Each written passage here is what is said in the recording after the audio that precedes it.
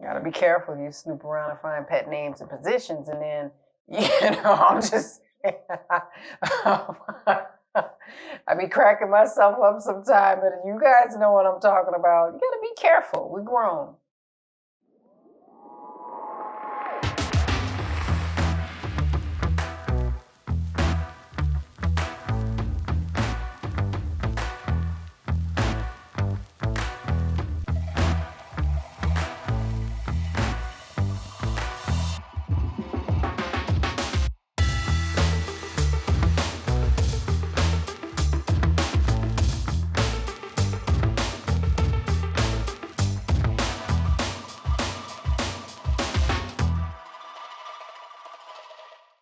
Assalamu alaikum, peace. It's Fatimah, Coach Fatimah, once again for Outstanding Personal Relationships and co-author of the new book, Let's Talk Polygyny Uncensored. All right, y'all. Now, in this video, I'm going to be addressing another important topic, and that is the topic of co-wives reading their husband's texts. Whew. Now, I personally have never done that. I ain't never done it, y'all. I ain't never done it because I've always come from a place, even as a youth, even as a teenager, ignorance was always bliss because then I ain't got to deal with the emotion.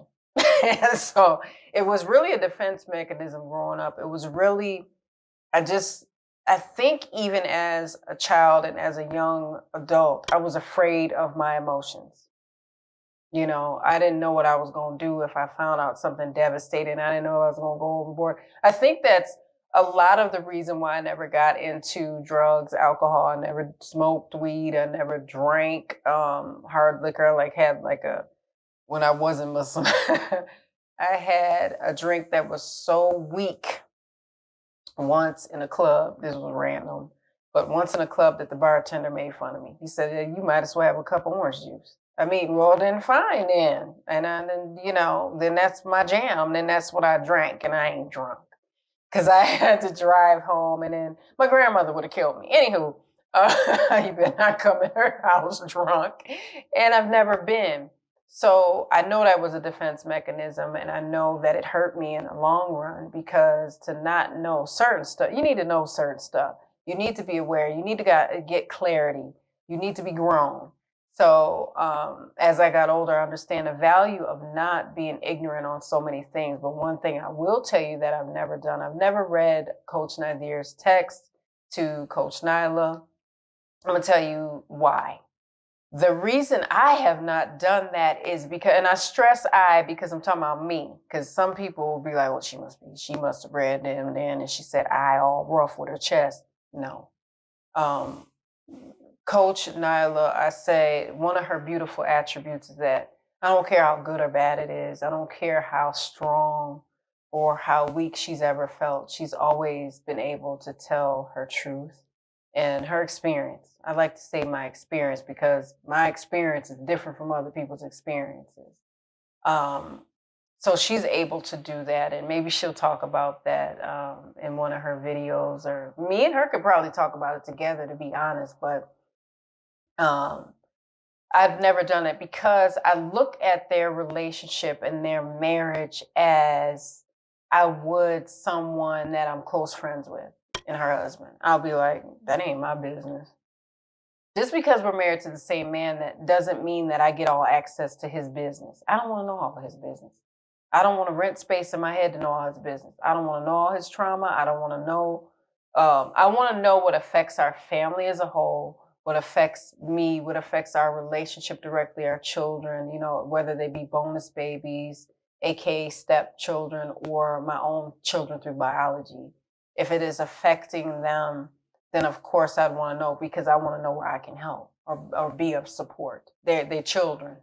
I don't care. I don't care. I don't care who the mother is or who the wife is. We are family and we're going to take care of these babies together. That's what it is, because they're not going to grow up and say, well, part of y'all supported and took care of and acknowledged my presence, but the rest of y'all didn't. No, I don't want to have that be my attribute of someone that was in their lives that caused them disturbance, trauma, hurt feelings.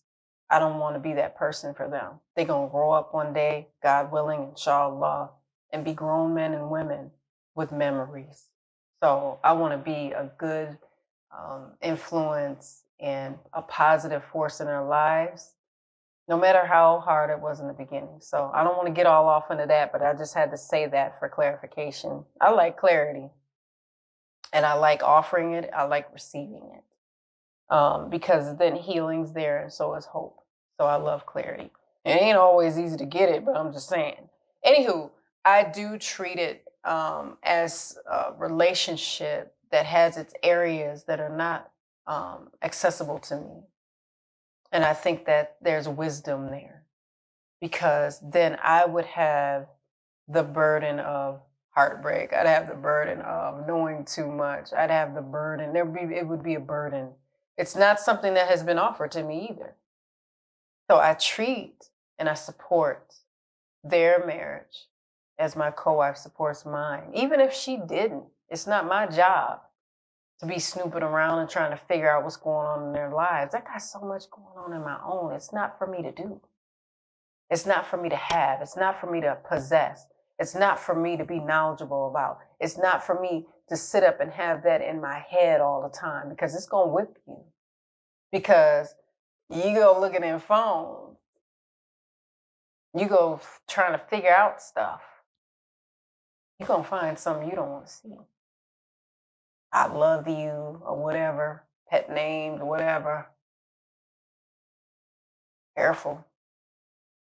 You got to be careful. You snoop around and find pet names and positions, and then, I'm just, I be cracking myself up sometimes, but you guys know what I'm talking about. You got to be careful. We're grown. Because then you have to think about, as a wife, and I'm talking to the wives, because we're the ones in it. We're the wives. The men aren't going, well, I'm gonna snoop in their phones. Nah, he married to the women. He's got the stuff. He knows what's going on. He's just got the information. What happens is when that action of snooping or going through phones or reading texts happens in your life, you are sitting there going, okay, I did that to me and it ain't serving me. It's not serving my marriage. It's not serving my relationship, because that man could very well come home and not even know why you mad. Well, you saw something you shouldn't have saw. You shouldn't have been snooping and looking for it.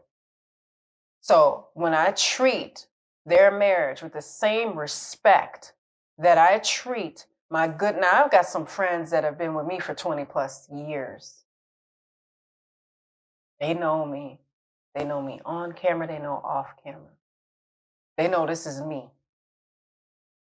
So they know, because I would have told them if I had did it. And they would say, why? But I respect the relationship just as I do my very close friends. I don't go, well, let me look in your husband's phone. They'd be like, girl, you crazy? For what? That's my husband. That's our marriage. It's not your business. That's the same energy. It's the same energy. I don't care if we're married to the same man. That's how I operate. That's how my co-wife operates. We don't do it. We don't do it because, for what? It's not first of all, it's not something that is allowed in Islam. We don't sit up and snoop. Does that mean people do it? Does that mean people have weak moments? Of course. Of course. They want to know what's going on and maybe ain't getting the answers. Looking in a one-dimensional phone is not going to cut it, because one thing I learned about text, and that's why they had to come up with emojis. They're one-dimensional. You don't know about inflection. You don't know what tone. You don't know what people are, their intentions on the conversation are sometimes. You might think they're yelling if it's all caps, and they might just be excited. So I had to think about that. I'm like, I could look in his phone, but for what? I don't need to. I don't have to. Because what I love about being an adult, even in the worst of times and the most challenging times, I got a mouth and I can ask questions. And if I don't want to talk, type. I can send an email. I can write a note. I'm that girl. I will write it down. I ain't that girl. I'll write it down. However, I'll usually ask. I just ask, And sometimes I say, I don't know if I'm overstepping. I don't know if that's my business or not. But, you know, like one of my kids might say, one of my bonus babies isn't feeling well. Is the baby feeling better? And Coach Nazir is so good at saying, you know, it's okay if you ask me if the child is all right. I'll ask if my co-wife is all right. I'll text her and ask her, is she okay? Is she feeling all right? You know, if I know she's sick. She does the same thing for me. That's what families do. And so many people get it twisted up. They'll be going, well, y'all ain't supposed to be that close, and y'all ain't supposed to be friends. Da, da, da. I'm not sitting in the bed in between them. I don't know what their bedroom look like. I don't go in the back of their house like that. I stay in the living room. We respect boundaries around here. I'm not in a relationship with my co-wife at all. So I really don't know how people read that in there. Because if something happened to our husband, we would still be friends. God willing, we'd still be friends, inshallah, because we're still family. We're still family. We're not lovers. We're not wives of each other. That's not what we do. We pro morals. We've said it, and I'll say it again. We're pro morals. People can assume whatever they want. I'm just telling you now.